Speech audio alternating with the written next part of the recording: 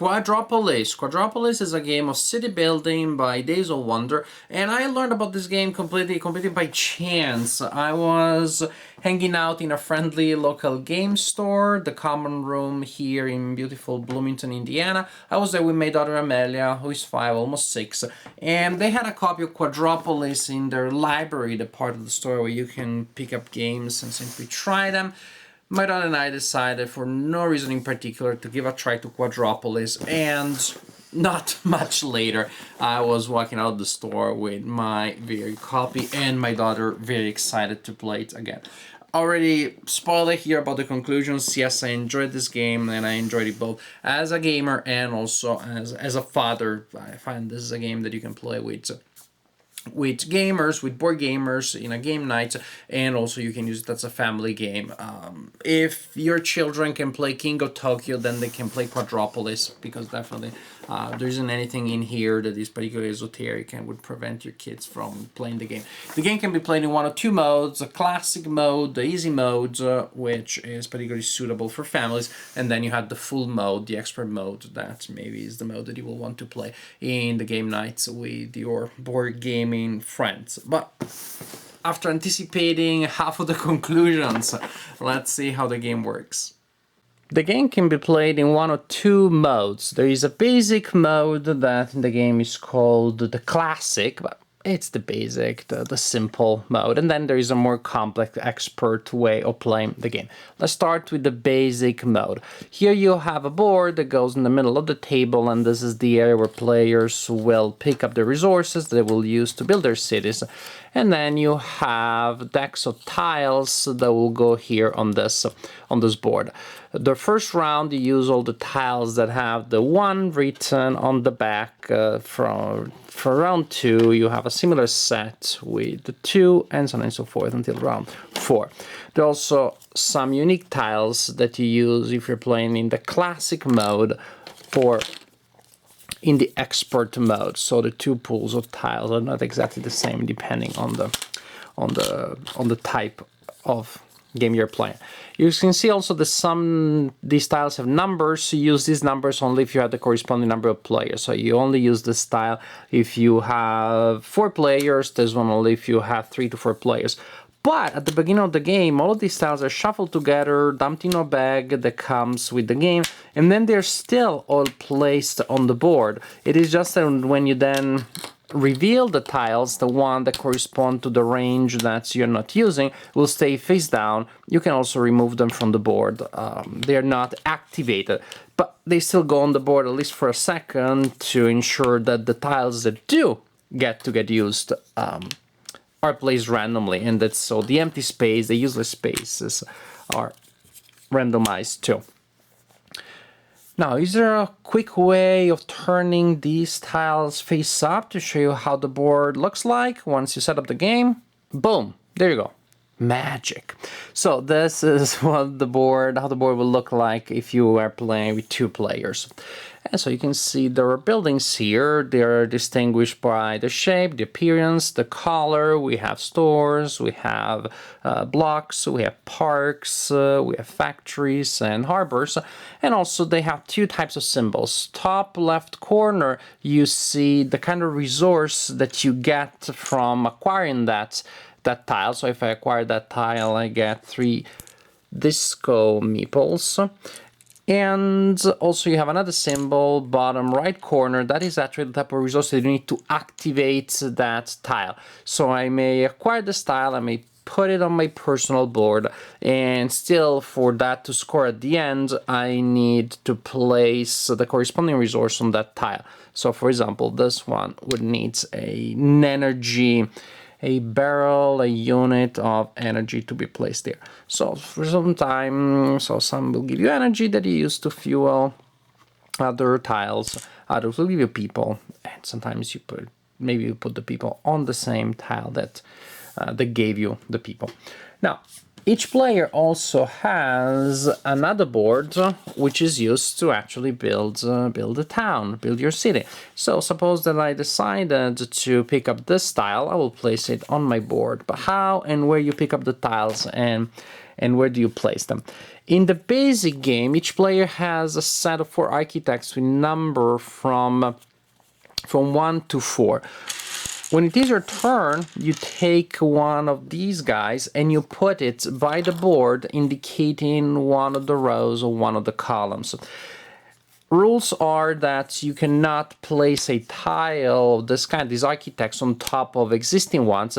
Also, this guy here will be on the board, the urbanist. As soon as a tile is acquired, he goes there, hindering the attempts of the following player to get tiles, because the following player cannot put tiles on tiles that are already there, architect tiles on tiles that are already there, but also cannot put the arrows of the architects pointing towards the urbanist. So this row here and this column here are completely closed because of that guy that is sitting there at the present time. When you do put down a tile, your architect tile, you get a building tile which corresponds to the line, which is in the line or column that the arrow is pointing at, and at that distance from the architect. In this case, the distance indicated by the number on the architect tile. There's a 4, 1, 2, 3, 4. I get this tile. I also get the meeple because it comes with. Then I put it on my board, and I have to put it in a location that has a 4, that has an arrow with a 4 pointing to it, because I use the 4 architects. So I'm going to put it here, or I'm going to put it anywhere here. Boom. This kind of building, you can stack one on top of the other. Actually, that's how you score them, because you're trying to build these towers. Other buildings, you score them in different ways, but pretty much after a while, your board may look like something like this, more or less. But the idea is that you're building your city, and you do so by placing your 4 architects. Once, with the restrictions that I explained, once everybody is done placing down their architects, you retrieve your architects, you clear the board, you fill it up again with the building tiles for the next round, and you repeat the process until the end of round 4. At that point, you score points, and here you have a player aid that explains how buildings are going to generate points. But remember, they need to be active, that means they need to have received the right amount of energy points or meeples for them to actually score. These towers here score points based on the number of floors that they have. Parks give you points when they are adjacent to tower buildings. These stores give you points when you have meeples on them, because, well, that's how it works. First you build them, and then the people will come to you. The factories score points when they are adjacent to harbors and or to stores. Here we have these district buildings. They score points if you spread them around town. So for each district, as you can see, they're marked by different colors. For each district in which you have one, you get to score a different amount of points. The more you have, the more points they generate. Harbors, they score points when they are placed adjacent to one another in a line. This is the, of course, then you tally every 3 points. Actually, you also have a penalty if you have excess resources at the end, if you have too many energy points, if you're left with meeples. Those are all subtracted from your total. Parks, some parks have the special ability of absorbing excess energy. But still, you have to take into account the possible penalty from that, and at the end, the player with the highest score is the winner of the game. You also have the expert game, in which players use 5 architects instead of 4, but the general idea, a list in this stage remains the same, just with different sets of tiles, which generates also different buildings. As for your personal board, where you build your city, now there are 5 districts instead of 4. When you put down the buildings, they have to be in a district that has the corresponding number, or in a space that had the corresponding number, corresponding to the architect that you used. new buildings. We have the old buildings, but there are two new types of buildings, things that you can build. One is office towers and one is monuments. The office towers, you're trying to stack them just like the apartment towers, but they also score points if they're adjacent to one another. So depending on the number of towers, office towers that you have adjacent, you will determine the line that you use, and at that point, using that line, you score them for the floors that they have. Monuments are really strange things because they may give you a lot of points, but they may also lose you points. If a monument is adjacent to a factory of a harbor, naturally you lose points. If it's adjacent to another monument, office tower, or apartment tower, it's indifferent, and you score points actually by having monuments that are next to district buildings, stores, and parks. But the idea, otherwise, the overall idea remains the same.